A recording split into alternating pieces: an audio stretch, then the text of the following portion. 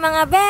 This is me again, it's your Ivan. For today's video guys, samahan nyo nga pala kami sa unang ganap namin dito sa Sorsogon. At papunta nga kami ng mga oras na yan sa Usingap mga be. Kasama ko nga pala dyan si Kuya Marlon, syempre anak niya, si Macy Tebo, syempre si Ate Joy, and syempre ako, one and only, Ivy. At ngayon nga mga be, nakarating na nga tayo dito lang yan sa Usingap Resort dito sa Sorsogon. At tignan nyo naman talaga mga be, sobrang ganda niya. At hindi nga lang dagat ang meron dito mga be, pati pool. Meron siyang 3 pool at hindi ko na rin siya pinakita mga be dahil tinamad na rin talaga akong puntahan. Ito naman mga be, meron ngang ilog na papunta talaga sa dagat. At tingnan nyo naman mga be, super linaw niya at lamig nga ng tubig dyan. At mga be, meron din dagat na super blue talaga ang atake niya. At syempre, ayun na nga pala mga be, naka-ready na nga ako at nakapag-ayos-ayos na rin ang atake. O diba, nakitang-kita nyo naman talaga at naka-contact lens talaga ako dyan. Yan nga mga be, nakatambay nga muna ako dyan dahil enjoy ko lang na muna talaga yung view ng dagat dahil sobrang ganda niya. Nga pala mga be, si Ate Joy kasama ko nga pala, and syempre si Ate Unay. Hi kayo sa vlog. Wala, hindi ganun. Syempre mga be, hindi pwede mawala ang picture namin tatlo na mga pinsan ko. And syempre ako naman be, hindi rin mawawala at ayan nga, ganda-gandahan talaga ang atake niya dyan. Pagkatapos nga namin mag-picture mga be, yan nga si Ate Apple nag-hi sa inyo.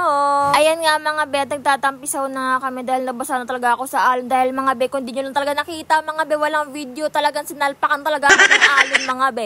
Naman mga be, sabi ko talaga dito na nga lang kami sa ilog dahil kalmado lang yung tubig at syempre malamig din dahil ilog nga siya. At pagkatapos ko nga maligo mga be, ayan na nga rin talaga, nakabihis na nga rin talaga at ready to go na nga talaga kami. At nga ng tao nandyan, kasama nga pala namin yan mga be, o diba sobrang dami namin. At ayan na nga mga be, nakasakay na nga kami nila Ate Joy, nila Tibo, syempre ni May, and syempre yung si Kuya Marlon at yung anak niya. Syempre yung iba mga be nasa likod na nga namin at yung isa nasa ibang kotse. At ayan nga mga be, nag-stop nga kami dahil sabi nga ni Kuya Marlon, dito nga kami kakain sa pinsan niya o kapatid niya ba to? Sila Kuya Marlon nga pala kami dyan nakikituloy at ayan nga yung bahay na kakainan namin. Yun nga mga be, hindi na nga ako nakapag-video sa loob dahil nalobat na talaga ako at kailangan ko talaga mag-charge na. Kaya naman dito ko na muna tinatapos tong video na to mga be, kita-kits tayo sa next videos. Bye!